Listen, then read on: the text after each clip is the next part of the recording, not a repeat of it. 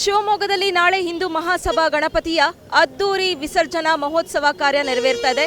ಈ ಹಿನ್ನೆಲೆಯಲ್ಲಿ ರಾಜಬೀದಿ ಉತ್ಸವಗಳು ಕೂಡ ನಡೆಯಲಿದೆ. ಈ ರಾಜಬೀದಿ ಉತ್ಸವದಲ್ಲಿ ಪ್ರಮುಖವಾಗಿ ಗಣೇಶನ ಮಾರ್ಗ ಸಾಗಿ ಬರುವಂತಹ ಮಾರ್ಗ ಅಂತ ಅಂದರೆ ರಾಮನಶ್ರೇಷ್ಠಿ ಪಾರ್ಕಿಂದ ಗಾಂಧಿ ಬಜಾರ್ ಮುಖಾಂತರ ಸಾಗಿ ಶಿವಪ್ಪ ನಾಯಕ ವೃತ್ತದಿಂದ ಅಮೀರ್ ಅಹಮದ್ ವೃತ್ತವನ್ನು ತಲುಪುತ್ತೆ.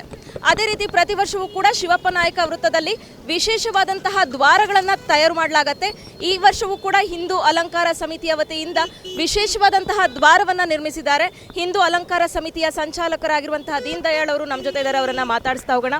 ಸರ್, ಈ ವರ್ಷದ ಮಹಾದ್ವಾರದ ವಿಶೇಷತೆಗಳನ್ನು ತಿಳಿಸಬೇಕು. ಮೊದಲನೇದಾಗಿ ಶಿವಮೊಗ್ಗದ ಸಮಸ್ತ ಹಿಂದೂ ಬಾಂಧವರಿಗೆ ನಾಳೆ ನಡೆಯುವಂಥ ಹಿಂದೂ ಸಂಘಟನಾ ಮಹಾಮಂಡಳಿಯ ರಾಜಬೀದಿಯ ಉತ್ಸವಕ್ಕೆ ಎಲ್ಲರೂ ಸಹ ಆಹ್ವಾನ ಮಾಡ್ತಾಯಿದ್ದೀವಿ. ದಯಮಾಡಿ ಎಲ್ಲರೂ ಸಹ ಈ ಒಂದು ರಾಜಬೀದಿ ಉತ್ಸವದಲ್ಲಿ ಪಾಲ್ಗೊಳ್ಳಬೇಕು ಅಂತ ವಿನಂತಿ ಮಾಡ್ಕೊತೀನಿ. ಹಾಗೆಯೇ ಶಿವಮೊಗ್ಗ ನಗರದಲ್ಲಿ ನಾಳೆ ನಡೆಯುವಂಥ ಹಿಂದೂ ಸಂಘಟನಾ ಮಹಾಮಂಡಳಿಯ ರಾಜಬೀದಿ ಉತ್ಸವಕ್ಕೆ ಸಂಬಂಧಪಟ್ಟಂತೆ ಶಿವಮೊಗ್ಗ ನಗರದ ಈಗಾಗಲೇ ಸಾಕಷ್ಟು ಅಲಂಕಾರಗಳನ್ನು ನಾವೆಲ್ಲ ಮಾಡಿದ್ದೀವಿ. ಹಿಂದೂ ಕೇಸರಿ ಅಲಂಕಾರ ಸಮಿತಿಯ ನೂರಾರು ಜನ ಹಿಂದೂ ಯುವಕರು ಒಟ್ಟಾಗಿ ಸೇರಿಕೊಂಡು ಶಿವಮೊಗ್ಗ ನಗರವನ್ನು ಕೇಸರಿಮಯ ಮಾಡುವಂಥ ಅತ್ಯಂತ ಪ್ರಾಮಾಣಿಕ ಪ್ರಯತ್ನವನ್ನು ಇಲ್ಲಿ ಮಾಡಿರುವಂಥದ್ದಾಗಿದೆ. ಹಾಗೆಯೇ ಶಿವಮೊಗ್ಗ ನಗರದ ವಿಶೇಷವಾಗಿರುವಂಥ ಶಿವಮೊಗ್ಗ ನಗರದ ಗಾಂಧಿ ಬಜಾರ್ನ ಮುಖ್ಯ ಮಹಾದ್ವಾರ ಇಲ್ಲಿ ಸಮುದ್ರ ಮಂಥನದ ಒಂದು ವಿಶೇಷವನ್ನು ಇಟ್ಕೊಂಡು ಇಲ್ಲಿ ನಾವು ಅಲಂಕಾರವನ್ನು ಮಾಡಿರುವಂಥದ್ದು. ಯಾಕೆಂತಂದರೆ 144 ವರ್ಷಕ್ಕೆ ಒಮ್ಮೆ ಬರುವಂತಹ ಈ ಒಂದು ಮಹಾಕುಂಭಮೇಳ ಅಂತ ಏನು ನಡೆಯುತ್ತೆ ಅದು ನಮ್ಮ ಪ್ರಯಾಗ್ರಾಜ್ ಒಳಗಡೆ ತ್ರಿವೇಣಿ ಸಂಗಮದ ಆಗಿರುವಂಥದ್ದು. 144 ವರ್ಷಕ್ಕಂತೂ ಬಂದಿರೋದು. 75 ಕೋಟಿಗೂ ಹೆಚ್ಚು ಜನ ಅಲ್ಲೊಂದು ಪುಣ್ಯಸ್ನಾನ ಅಮೃತ ಸ್ನಾನವನ್ನು ಮಾಡಿರುವಂಥದ್ದು.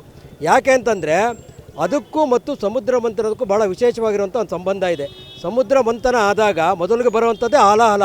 ಆ ಹಾಲಾಹಲವನ್ನು ಅಂದರೆ ವಿಷವನ್ನು ಜಗತ್ತಿಗೆ ಒಳ್ಳೆಯದಾಗಬೇಕು ಅಂತ ಸ್ವೀಕಾರ ಮಾಡಿದ್ದು ಆ ಅಲಂಕಾರದಲ್ಲಿ ಹಾಕಿರುವಂಥ ಅಲ್ಲಿ ಏನು ಕಾಣುತ್ತೆ, ಈಶ್ವರ ಅದನ್ನು ಸ್ವೀಕಾರ ಮಾಡ್ತಾನೆ. ಸ್ವೀಕಾರ ಮಾಡಿರೋದ್ರಿಂದ ಕೊನೆಗೆ ಬರುತ್ತೆ, ಅಮೃತ ಬರುತ್ತೆ.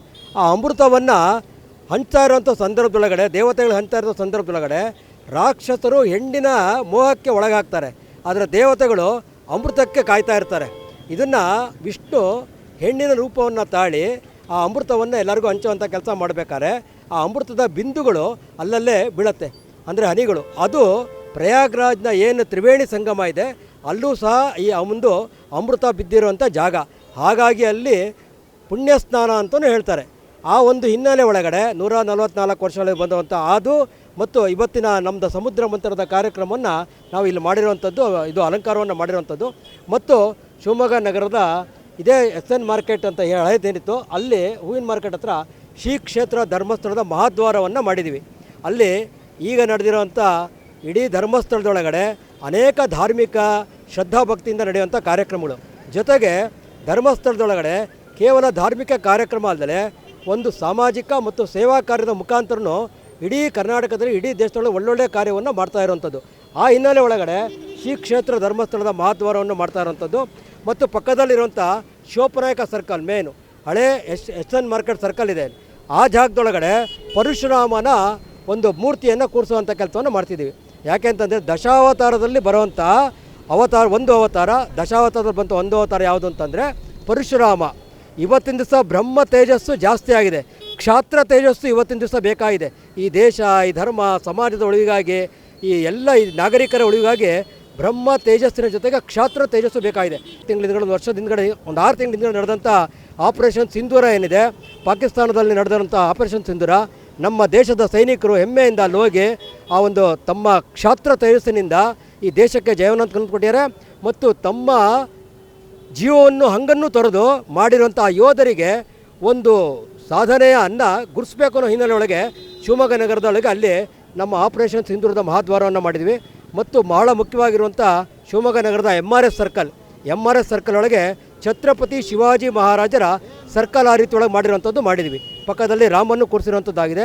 ಅದಾದ ನಂತರ ಗಾಂಧಿ ಬಜಾರ್ನ ಒಳಗಡೆ ಭಾಗದೊಳಗೆ ಪೂರ್ಣ ಕೇಸರಿ, ಒಂದೊಂದು ಅಡಿಗೆ ಒಂದೊಂದು ಕೇಸರಿ ಬಂಟಿಂಗ್ಸ್ಗಳನ್ನ ಕಟ್ಟುವಂಥ ಕೆಲಸವನ್ನು ಎಲ್ಲ ಹಿಂದೂ ಯುವಕರುಗಳು ಮಾಡಿರುವಂಥದ್ದು. ಹಗಲಿರುಳು ಶ್ರಮವನ್ನು ಹಾಕಿದ್ದಾರೆ. ಮತ್ತು ಶಿವಮೊಗ್ಗ ನಗರದ ಗೋಪಿ ಸರ್ಕಲ್ ಅಂತ ಏನು ಕರೀತಾರೆ, ಶೀನಪ್ಪ ಶೆಟ್ಟಿ ವೃತ್ತ, ಆ ಜಾಗದಲ್ಲೂ ಸಹ ಏನು ಹಿಂದೆ ಭಕ್ತಿಪೂರ್ವಕವಾಗಿ ಭಕ್ತಿಗೀತೆಗಳನ್ನು ಹಾಕಿ ಯಾವ ರೀತಿ ಕಾರ್ಯಕ್ರಮ ನಡೀತಾಯಿತೋ ಆ ಕಾರ್ಯಕ್ರಮವೂ ನಡೆಯುತ್ತೆ. ಮತ್ತು ಇಷ್ಟೆಲ್ಲ ಆಗಲಿಕ್ಕೆ ಶಿವಮೊಗ್ಗ ನಗರದ ನಾಗರಿಕ ಬಂಧುಗಳು, ಹಿಂದೂ ಕೇಸರಿ ಅಲಂಕಾರ ಸಮಿತಿಯವರಿಗೆ, ಮತ್ತು ಹಿಂದೂ ಸಂಘಟನಾ ಮಹಾಮಂಡಳಿಗೆ ಸಂಪೂರ್ಣ ಸಹಕಾರವನ್ನು ಕೊಡ್ತಾ ಇದ್ದಾರೆ. ನಾಳೆ ನಡೆಯುವಂಥ ರಾಜಬೀದಿ ಉತ್ಸವಕ್ಕೆ ಸಂಬಂಧಪಟ್ಟಂತೆ ಶಿವಮೊಗ್ಗ ನಗರದೊಳಗೆ ಲಕ್ಷ ಜನ ಬರ್ತಾರೆ. 3 ರಿಂದ 4 ಲಕ್ಷ ಜನ ಬರುವಂಥ ನಿರೀಕ್ಷೆ ನಮಗಿರುವಂಥದ್ದು. ಹಾಗಾಗಿ ಶಿವಮೊಗ್ಗ ನಗರದ ಬರುವಂಥ ಎಲ್ಲ ಒಂದು ಭಕ್ತ ಜನ ಸಮೂಹಗಳಿಗೆ ಶಿವಮೊಗ್ಗ ನಗರದ ಎಲ್ಲ ನಾಗರಿಕ ಬಂಧುಗಳು ಜೊತೆಗೆ ಎಲ್ಲ ಸಂಘ ಸಂಸ್ಥೆಯವರು ಸಹ ಸಂಪೂರ್ಣವಾಗಿ ಸಹಕಾರವನ್ನು ಕೊಡಬೇಕು. ಮತ್ತು ಭಾಳ ವಿಶೇಷವಾಗಿ ಹೇಳಬೇಕು ಅಂತಂದರೆ ನಾವು ಅವ್ರನ್ನ ಕೃತಜ್ಞತೆಯಿಂದ ನಾವು ಇವ್ರನ್ನ ನೆನಪು ಮಾಡ್ಕೊಳ್ಳಬೇಕು.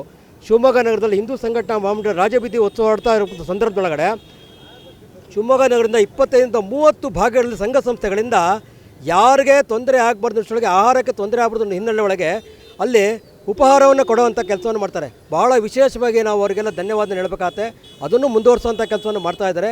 ಮತ್ತು ಗಣೇಶನಿಗೆ ಅವ್ರದ್ದೇ ಅಂಥ ಭಕ್ತಿಪೂರ್ವಕವಾಗಿರುವಂಥ ಹಾರವನ್ನು ಸಮರ್ಪಣೆ ಮಾಡುವಂಥ ಕೆಲಸವನ್ನು ಮಾಡ್ತಾರೆ. ಸುಮಾರು 70-80 ಕಡೆ ಭಾಗದಲ್ಲಿ ನಡೆಯುತ್ತೆ. ಇದೆಲ್ಲವೂ ಸಹ ಪ್ರತಿ ವರ್ಷಂತೆ ನಡೆಯುವಂಥದ್ದು. ಅವರೆಲ್ಲರಿಗೂ ಸಹ ಮತ್ತೊಮ್ಮೆ ಹೃದಯಪೂರ್ವಕ ಧನ್ಯವಾದ ತಿಳಿಸ್ತಾ ನಿಮ್ಮ ಕಾರ್ಯ ಇದೇ ರೀತಿ ಮುಂದುವರಿಲಿ. ಶಿವಮೊಗ್ಗ ನಗರದ ಎಲ್ಲ ನಾಗರಿಕ ಬಂಧುಗಳಿಗೆ ಸಹಕಾರವನ್ನು ಕೊಡಬೇಕು. ಹಾಗೆ ಬರುವಂಥ ಎಲ್ಲ ಭಕ್ತಾದಿಗಳು ಒಳ್ಳೆಯದಾಗಬೇಕು ಅನ್ನೋ ಹಿನ್ನೆಲೆ ಒಳಗಡೆ ನೀವು ಸಹಕಾರವನ್ನು ಕೊಡಬೇಕು ಅಂತ ಹೇಳ್ತಾ ನಾನು ಮಾತು ಮುಗಿಸ್ತೀನಿ. ಏನಾದರೂ ವಿಷಯ ಇದ್ದರೆ ತಿಳಿಸ್ಬೋದು ನೀವು. ಕೇಳಿದ್ರಲ್ಲ, ನಾಳೆ ಎಲ್ಲೆಲ್ಲಿ ಯಾವ್ಯಾವ ರೀತಿಯಾದಂತಹ ಕಾರ್ಯಕ್ರಮ ನಡೆಯುತ್ತೆ, ರಾಜಬೀದಿ ಉತ್ಸವ ಹೇಗಿರುತ್ತೆ, ಎಲ್ಲೆಲ್ಲಿ ಮಹಾದ್ವಾರಗಳನ್ನು ನಿರ್ಮಿಸಲಾಗಿದೆ ಅನ್ನುವಂತಹ ಮಾಹಿತಿಯನ್ನು ಹಿಂದೂ ಕೇಸರಿ ಅಲಂಕಾರ ಸಮಿತಿಯ ಸಂಚಾಲಕರಾದಂತಹ ದೀನ್ ದಯಾಳ್ ಅವರು ನೀಡಿದ್ದಾರೆ. ಇದಿಷ್ಟು ನಾಳೆ ನಡೆಯುವಂತಹ ರಾಜಬೀದಿ ಉತ್ಸವದ ಮಾಹಿತಿ. ಕ್ಯಾಮ್ರಾ ಪರ್ಸನ್ ಕೊಟ್ರೇಶ್ ಜೊತೆ ನಂದಿನಿ ಸಾಗರ, ಕನ್ನಡ ಮೀಡಿಯಂ 24x7.